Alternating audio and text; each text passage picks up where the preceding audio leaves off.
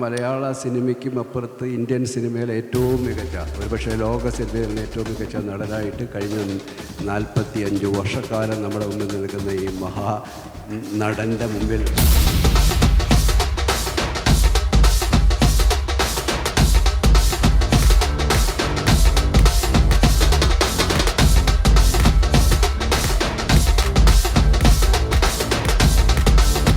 എൻ്റെ 47 വർഷത്തെ സിനിമാ ജീവിതത്തിൽ 13ഓളം സിനിമകളാണ് ഞാൻ ഷിബിയുമായിട്ട് ചെയ്തിരിക്കുന്നത്. ഷിബിക്ക് എൻ്റെ ജീവിതത്തിൽ ഷിബിക്ക് വലിയ സ്ഥാനമുണ്ട്.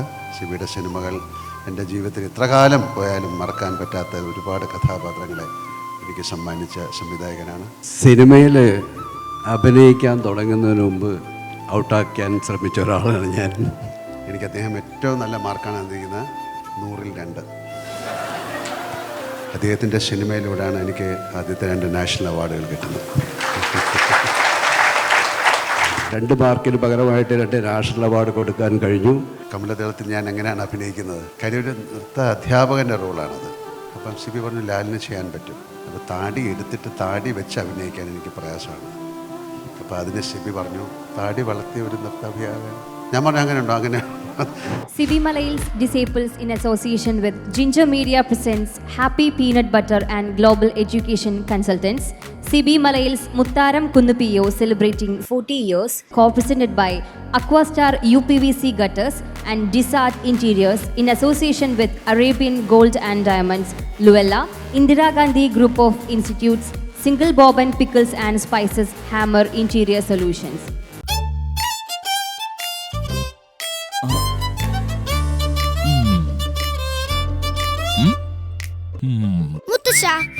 മുത്തച്ഛൻ ടാങ്ക് ഓടിച്ചിട്ടുണ്ടോ? ടാങ്ക് ഓടിച്ചിട്ടുണ്ടോന്നോ? മുത്തച്ഛനായിരുന്നു ടാങ്ക് ബറ്റാലിയന്റെ ക്യാപ്റ്റൻ. പീനട്ട് ബട്ടറാ, ഇനി എത്ര വേണമെങ്കിലും ബട്ടർ അടിക്കാം. കൊളസ്ട്രോളോ ട്രാൻസ്ഫാറ്റോ ഇല്ലാത്ത പീനട്ട് ബട്ടർ ഇപ്പോൾ 3 കിടിലൻ രുചികളിൽ. Happy peanut butter. നല്ല ഭാവിക്ക് നല്ല എഡ്യൂക്കേഷൻ വേണം. അത് വിദേശത്തു നിന്നാണെങ്കിൽ പിന്നെ ലോകം നിങ്ങളെ തേടിയെത്തും. 30 വർഷത്തിലേറെയായി ഈ ലക്ഷ്യം നിറവേറ്റാൻ ഒപ്പമുണ്ട് ഗ്ലോബൽ എഡ്യൂക്കേഷൻ. നമ്മുടെ പല സെലിബ്രിറ്റീസും വിദേശത്ത് പഠിക്കാൻ പോയത് ഗ്ലോബലിലൂടെയാണ്. Global educational consultants. Be a global citizen. Aquastar പാത്തികളും ക്ലാമ്പുകളും, അക്വസ്റ്റാർ റെയിൻ വാട്ടർ പൈപ്സ്, മറ്റെല്ലാം ചുമ്മാ. ഇന്ന് മുത്താരംകുന്ന് എന്ന മനോഹര സിനിമയുടെ 40ാം ജന്മദിനമാണ് നമ്മളിവിടെ ആഘോഷിക്കുന്നത്. അതിനുവേണ്ടിയാണ് നമ്മളിവിടെ ഒത്തുചേർന്നിട്ടുള്ളത്. ശ്രീ CB മലയിൽ എന്ന സംവിധായകന്റെ ചലച്ചിത്ര യാത്രയുടെ 4 പതിറ്റാണ്ടുകൾ നമ്മളിവിടെ ആഘോഷിക്കാൻ പോവുകയാണ്. ശബ്ദം കൊണ്ട് പോലും സാന്നിധ്യമാകാൻ കഴിയുന്ന മലയാളത്തിൻ്റെ മഹാനടന് സ്നേഹാദരങ്ങളോട് നമുക്കൊരു കയ്യടി കൊടുക്കാം, അല്ലേ?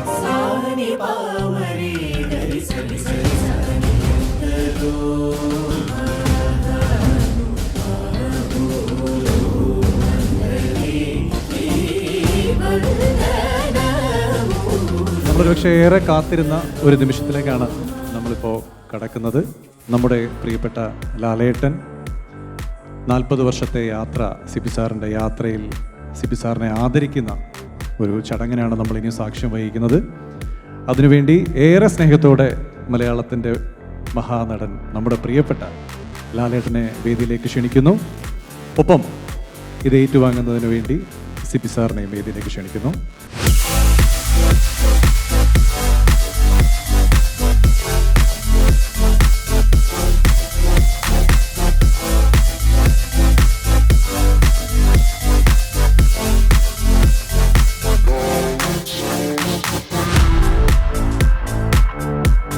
ലാലേട്ടൻ ഒരു മെമൻറ്റോ കരുതിയിട്ടുണ്ട് നമ്മുടെ സിബി സാറിന് കൊടുക്കാൻ. അതിലെ വരികൾ കൊടുക്കുന്നതിന് മുമ്പ് ഞാൻ ഒന്ന് പ്രിയപ്പെട്ടവർക്ക് വേണ്ടി വായിക്കുകയാണ്. പ്രിയപ്പെട്ട സിബി, മുത്താരംകുന്നിൻ്റെ 40ാം ജന്മനാളിൽ എൻ്റെ ഹൃദയാഞ്ജലി. ഈ സമർപ്പിത യാത്രയിൽ എന്നെ ചേർത്ത് പിടിച്ച് ഒട്ടേറെ പുരസ്കാരങ്ങൾ നേടിത്തന്ന കഥാപാത്രങ്ങളെ സമ്മാനിച്ച സംവിധായകൻ, വജ്രത്തിളക്കത്തോടെ ഇന്നും പ്രശോഭിക്കുന്ന 3 സിനിമകളുടെ നിർമ്മിതാവ് എന്ന വിജയകിരീടം എനിക്ക് നേടിത്തന്ന ചലച്ചിത്രകാരൻ, എൻ്റെ സിനിമ വഴികളെ വിസ്മയക്കൂട്ടിലാക്കിയതിന് ഒരുപാട് സ്നേഹം, ആദരം, മോഹൻലാൽ.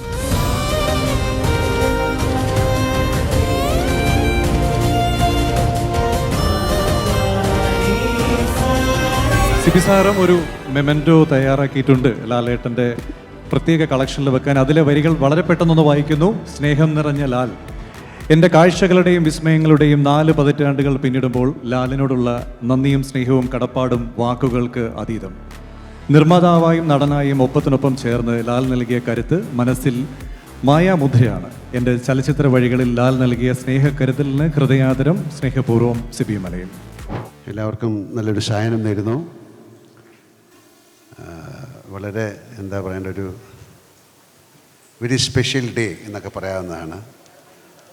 ആദ്യമായി 40 വർഷം മലയാള സിനിമയിൽ ഏറ്റവും ശക്തമായ കഥാപാത്രങ്ങൾക്ക് ജന്മം കൊടുത്ത, അതിന് സംവിധാനം ചെയ്ത സിബി മലയിലെ എല്ലാവിധ സ്നേഹവും പ്രാർത്ഥനയും ഞാൻ നേരുന്നു. എനിക്ക് അദ്ദേഹത്തെ 40 അല്ല അതിൽ കൂടുതൽ വർഷമായിട്ട് അറിയാം. ഏതാണ്ട് 45 വർഷമായിട്ട് എനിക്ക് അദ്ദേഹത്തെ അറിയാം. ഞാനിപ്പോഴും ഓർക്കുന്നു, ആദ്യമായിട്ട് ഞാൻ ഓഡിഷന് നവോദയയിൽ ചെന്നപ്പോൾ അവിടെ ഇരുന്ന ഒരാളാണ് മിസ്റ്റർ പാച്ചിക്ക, ജിജു, സിബി, പിന്നെ വേറെ 2 ഉണ്ട്, പാട്രിക്. പിൽക്കാലത്ത് ഞാൻ അറിഞ്ഞ ഏറ്റവും കുറച്ച് മാർക്കിട്ട ഒരാളാണ് എനിക്ക് അദ്ദേഹം ഏറ്റവും നല്ല മാർക്കാണ് തന്നിരിക്കുന്നത്, 100ൽ 2. ആ 2 പറയുന്നത് വലിയൊരു എന്താണ് നിമിത്തമായി മാറി.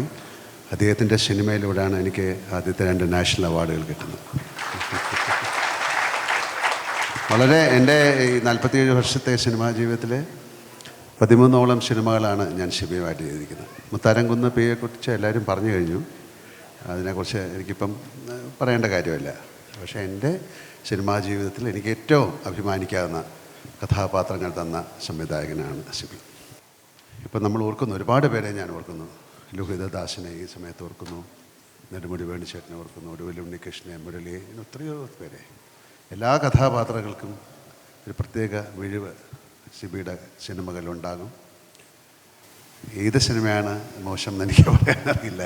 കിരീടം എന്നുള്ള സിനിമയായാലും, ചെങ്കോല്, ദേവദൂതൻ, സതയം, സമറിൻ ബദ്ലഹേം, എനിക്ക് പറയാൻ പറ്റുന്നില്ല. അത്രയും എല്ലാം നല്ല സിനിമകളാണ്. ഒരു സിനിമയും മോശമായിട്ട് പറയാൻ പറ്റില്ല.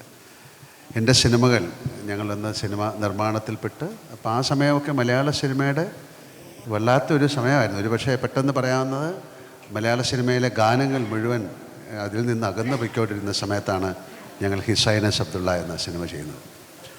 ഒരുപക്ഷെ മലയാള സിനിമയുടെ ഗാനത്തിൻ്റെ ആ മാർക്കറ്റ് വീണ്ടും ഏറ്റവും വലിയ രീതിയിലേക്ക് വന്ന സിനിമകളായിരുന്നു ഹിസൈനസ് അബ്ദുള്ള, ഭരതം, കമലദളം. എൻ്റെ നല്ല സിനിമകളിൽ ഒന്നായിട്ട് പറയുന്ന ഒരു ചിത്രമാണ് കമലദളം. ഞാൻ സിബിയോട് പല പ്രാവശ്യം വന്നു, സിബി എനിക്ക് കമലദളത്തിൽ ഞാൻ എങ്ങനെയാണ് അഭിനയിക്കുന്നത്? കാര്യം ഒരു നൃത്ത അധ്യാപകൻ്റെ റോളാണത്. എനിക്കങ്ങനെ നൃത്ത അധ്യാപകൻ്റെ റോള് ചെയ്യാൻ പറ്റില്ല. നമ്മൾ പറഞ്ഞു തരുന്ന, അപ്പം സിബി പറഞ്ഞു ലാലിന് ചെയ്യാൻ പറ്റും. അപ്പം ഞാൻ അതിൽ നിന്ന് രക്ഷപ്പെടാനായിട്ട് വീണ്ടും ഒരു കള്ളമല്ല, സത്യമായ കാര്യം തന്നെയാണ് പറഞ്ഞത്. ഞാൻ പറഞ്ഞു എനിക്കതിൽ ഏറ്റവും പ്രധാനപ്പെട്ട വേറൊരു കാര്യം, ഞാൻ ആ സമയത്ത് രാജശില്പി എന്ന സിനിമ ചെയ്തുകൊണ്ടിരിക്കുകയാണ്. അപ്പോൾ അതിലെനിക്ക് താടി ഉണ്ട്. അപ്പോൾ താടി എടുത്തിട്ട് താടി വെച്ച് അഭിനയിക്കാൻ എനിക്ക് പ്രയാസമാണ്. അപ്പോൾ അതിന് സിബി പറഞ്ഞു, താടി വളർത്തിയ ഒരു നൃത്താഭിയാകാൻ.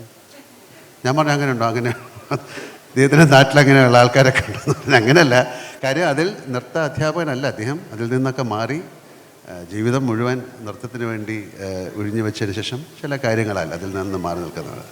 പക്ഷേ അതൊരു വെല്ലുവിളിയോടുകൂടി ഞാനല്ല ഏറ്റെടുത്ത്, സിബിയാണ്. ഏറ്റവും മനോഹരമായിട്ട് നമ്മളെ കൊണ്ട് അത് ചെയ്യിപ്പിച്ച സിബിയാണ്. ഭരതം, എന്താ പറയേണ്ട, അങ്ങനത്തെ സിനിമകൾ, സതയമായാലും. കുറച്ചു കാലം നമുക്ക് സിനിമകൾ ചെയ്യാൻ പറ്റാതെയായി. കഴിഞ്ഞ ഒരു ഫംഗ്ഷൻ ഞാനിവിടെ വന്നത് ഞങ്ങളുടെ സിബിയുടെ ഫംഗ്ഷനായിരുന്നു. നമ്മുടെ ദേവദൂതൻ എന്ന സിനിമ 2ാമത് റിലീസ് ചെയ്തു. അത് വളരെ സക്സസ്ഫുള്ളായിപ്പോയൊരു സിനിമയായിരുന്നു. ആ സമയത്തൊക്കെ ദേവദൂതൻ എന്ന സിനിമ എടുക്കാൻ ആരും തയ്യാറാകില്ല. പക്ഷെ അത്തരം സിനിമകളിലേക്ക് ഒരു സിനിമയുടെ ഒരു ലാംഗ്വേജ്, അതിൻ്റെ ഒരു ഡയമെൻഷൻ മാറ്റി സിനിമ എടുക്കുന്ന ആളായിട്ടാണ് സിബിയെ ഞാൻ മനസ്സിലാക്കുന്നത്. കൂടുതൽ സിബിയെക്കുറിച്ച് എനിക്കൊന്നും പറയാൻ വാക്കല്ല. വിട്ടിരിക്കുന്ന എല്ലാവർക്കും അറിയാവുന്ന കാര്യങ്ങളാണ്. വളരെ പയസ്സായിട്ടുള്ള ഒരാളാണ്. മറ്റുള്ളവർ പയസ്സെന്നല്ല അതിൻ്റെ അർത്ഥം. ഏറ്റവും കംഫർട്ടബിളായിട്ട് ആർട്ടിസ്റ്റിനെ ട്രീറ്റ് ചെയ്യുന്ന ഒരാളാണ്. സിബി പറഞ്ഞ പോലെ സിബിയെക്കുറിച്ച് എല്ലാ ഗുണങ്ങളും പറയുന്ന ഒരു സദസ്സല്ല. കാര്യം ഇതിന് വേറെ കള്ളത്തരം പറയേണ്ട കാര്യമില്ല. പല സ്ഥലങ്ങളിലും പല കള്ളത്തരങ്ങൾ നമ്മൾ പറയേണ്ടി വരും പലരെയും കുറിച്ച്. അത് ചിലപ്പോൾ സത്യമായിട്ടായിരിക്കും പറയുന്നത്. പക്ഷേ ഇവിടെ ഒന്നും പറയാനില്ല. അത്രയും വളരെ സത്യസന്ധതയോടെ ക്രാഫ്റ്റ് ചെയ്യുന്ന ഒരാളാണ് ഷിബിക്ക്. എൻ്റെ ജീവിതത്തിൽ ഷിബിക്ക് വലിയ സ്ഥാനമുണ്ട്. ഷിബിയുടെ സിനിമകൾ എൻ്റെ ജീവിതത്തിൽ ഇത്ര കാലം പോയാലും മറക്കാൻ പറ്റാത്ത ഒരുപാട് കഥാപാത്രങ്ങളെ എനിക്ക് സമ്മാനിച്ച സംവിധായകനാണ്. അദ്ദേഹത്തിൻ്റെ ദീർഘായുസ്സിനും മുന്നോട്ടുള്ള ജീവിതത്തിലും എല്ലാവിധ പ്രാർത്ഥനകളും ഞാൻ നേരുന്നു. ഇനിയും വലിയ വലിയ സിനിമകൾ എടുക്കാൻ അദ്ദേഹത്തിന് സാധിക്കട്ടെ, അതിൽ അഭിനയിക്കാൻ എനിക്കും സാധിക്കട്ടെ. Thank you very much. Wonderful.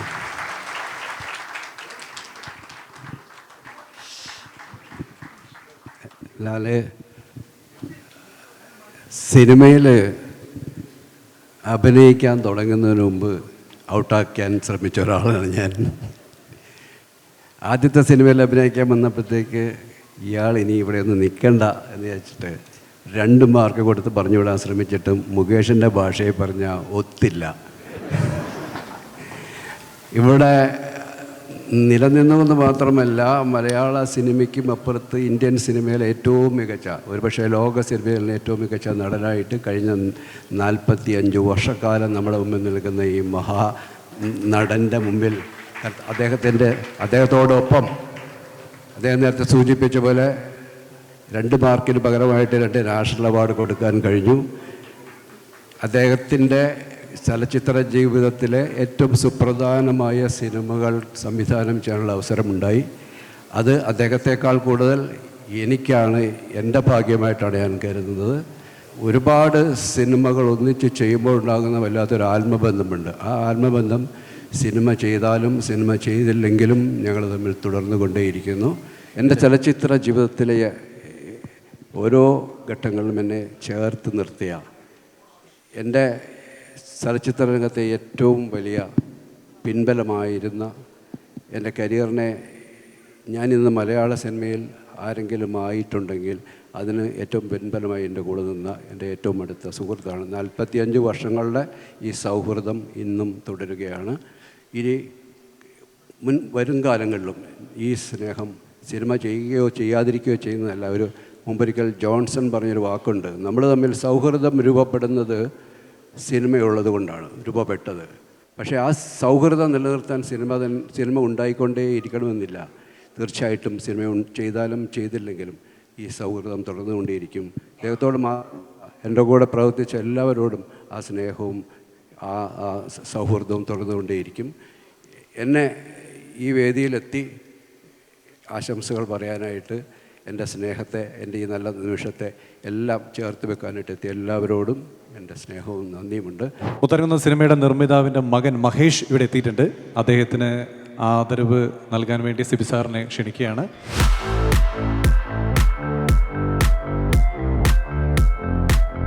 മുത്തരംകുന്നിൻ്റെ നിർമ്മാതാവ് ശ്രീ സുബ്രഹ്മണ്യത്തിൻ്റെ, ഞാൻ വളരെ സ്നേഹപൂർവ്വം മണിയണ്ണൻ എന്ന് വിളിക്കുന്ന അദ്ദേഹത്തിൻ്റെ മകനാണ് മഹേഷ്. മഹേഷ് ഇന്നിവിടെ എത്തിയത് നമ്മുടെ എല്ലാവരുടെയും ഏറ്റവും വലിയ സന്തോഷമാണ്. 1 മാസം മുമ്പ് അദ്ദേഹത്തിൻ്റെ പിതാവ് നമ്മളെ വിട്ടുപിരിഞ്ഞ പോയ സന്ദർഭത്തിൽ ഞാൻ കുടുംബസമേതം അവിടെ അദ്ദേഹത്തിൻ്റെ വീട്ടിൽ ചെന്നു. ആ അന്ത്യകർമ്മങ്ങളുടെ ഭാഗമാകാൻ അവിടെ എത്തിച്ചേരാൻ കഴിഞ്ഞു. ഇന്ന് ഇവിടെ അദ്ദേഹത്തിൻ്റെ അച്ഛന് പകരം ഇവിടെ എത്തിച്ചേർന്നിരിക്കുന്ന മഹേഷിനോട് എൻ്റെ എല്ലാ സ്നേഹവും നന്ദിയും അറിയിക്കുന്നു. ഞാൻ മലയാള സിനിമയിൽ ആരെങ്കിലും ആയിട്ടുണ്ടെങ്കിൽ അതിന് കാരണക്കാരനായ പ്രിയ മണിയണ്ണൻ്റെ ഓർമ്മകൾക്ക് മുമ്പിൽ നമസ്കരിച്ചുകൊണ്ട് അദ്ദേഹത്തിൻ്റെ മകന് ഞാൻ ഈ ആദരവ് സമർപ്പിക്കുകയാണ്.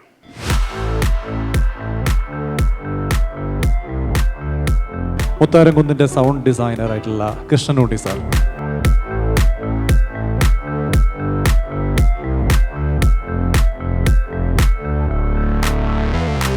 അന്ന് സിനിമയിൽ പ്രവർത്തിക്കാത്ത ഒരാളെ നമ്മൾ ഇന്നിവിടെ ഓർക്കേണ്ടതുണ്ട്. ഒരുപക്ഷെ മുത്താരംകുന്നൻ സിനിമയ്ക്ക് വേണ്ടി ഏറ്റവും കൂടുതൽ ജോലി ചെയ്ത ഒരാളും കൂടിയാണ്. അതാരാണെന്ന് നമുക്ക് നോക്കാം. മുത്താരംകുന്ന് പിയോ 40 വർഷമായി എന്ന് വിശ്വസിക്കാൻ വയ്യ. ഇന്നലെ നടന്ന പോലെയാണ് തോന്നുന്നത്. ഞാൻ ആ സിനിമയുമായി ബന്ധപ്പെട്ടിട്ടുള്ള ആളാണ്. കാരണം ഈ സിനിമയുടെ കഥ ആദ്യമായി പറയുന്നത് ജഗദീഷിൻ്റെ വീട്ടിൽ വെച്ചാണ്. ആ സമയത്ത് ഞാൻ കൂടെയുണ്ട്. കാരണം ഞാൻ ആ സമയത്ത് സുരേഷ് കുമാറിൻ്റെയും പ്രിയദർശൻ്റെയും ഒരു സുഹൃത്തെന്നുള്ള ഒരു സിനിമയിലുണ്ടായിരുന്നു. അപ്പോൾ സിബി അന്ന് പ്രിയദർശൻ്റെ അസോസിയേറ്റ് ഡയറക്ടറായിട്ട് വർക്ക് ചെയ്യായിരുന്നു. അപ്പോൾ അങ്ങനെ സിബിയായിട്ടൊരു സൗഹൃദമുണ്ട്. അപ്പോൾ സിബി ആദ്യമായിട്ടൊരു സിനിമ ഡയറക്റ്റ് ചെയ്യുമെന്ന് പറയുമ്പോൾ വളരെ സന്തോഷമായി. തിരുവനന്തപുരത്തുകാരനായിരുന്നു പ്രൊഡ്യൂസർ. അപ്പോൾ ജഗദീഷ് ഒരു കഥ പറഞ്ഞു, ഒരു കൊച്ചു ഗ്രാമത്തിൽ വരുന്നൊരു പോസ്റ്റ്മാൻ്റെ കഥ. അപ്പോൾ അത് വളരെ രസകരമായി തോന്നി. അപ്പോൾ എനിക്ക് സിനിമയായിട്ട് ബന്ധമൊന്നുമില്ല, അവരുടെ ഒരു സുഹൃത്ത് എന്നുള്ളൊരു കവിഞ്ഞൊന്നും ഉണ്ടായിരുന്നില്ല. അപ്പോൾ ഇത് ഷൂട്ട് ചെയ്യാൻ വളരെ വില്ലേജ് ആയിട്ടുള്ളൊരു സ്ഥലമാണ്, വളരെ ഗ്രാമപ്രദേശം, വളരെ സാധാരണക്കാരും നന്മ നിറഞ്ഞ ഒരു മനുഷ്യർ താമസിക്കുന്ന ഒരു പ്രദേശം.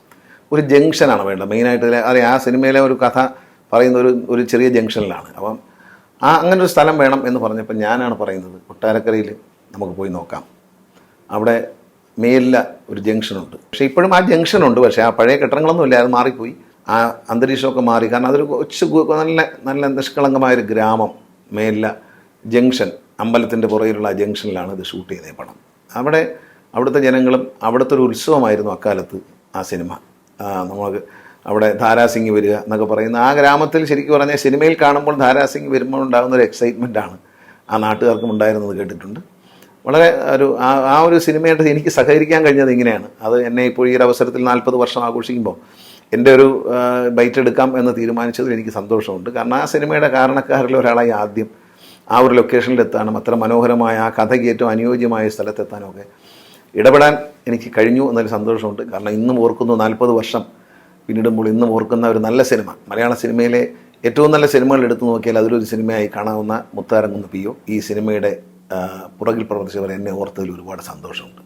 10 തിയേറ്ററുകളിലാണ് ആ സിനിമ റിലീസ് ചെയ്തത്. അതിൽ എനിക്ക് തോന്നുന്നു കോഴിക്കോട് ബ്ലൂ ഡയമണ്ട്, തലശ്ശേരി പ്രഭ, ആലപ്പുഴ വീരയ്യ, ഈ തിയേറ്ററുകൾ ഇന്ന് നിലവിലില്ല.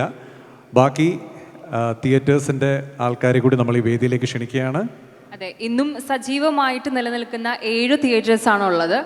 അതിൻ്റെ ഉടമകളെ നമ്മൾ സ്നേഹത്തോടു കൂടി സ്വാഗതം ചെയ്യാണ്. എറണാകുളം സവിത, തിരുവനന്തപുരം അഞ്ജലി, കൊല്ലം കുമാർ, തൃശൂർ രാംദാസ്, പാലക്കാട് പ്രിയ, കരുനാഗപ്പള്ളി കൃഷ്ണ ആൻഡ് കണ്ണൂർ ആനന്ദ്. ഇവരെ ആദരിക്കുന്നതിന് വേണ്ടി സിബി സാറിനെ വേദിയിലേക്ക് ക്ഷണിക്കുന്നു.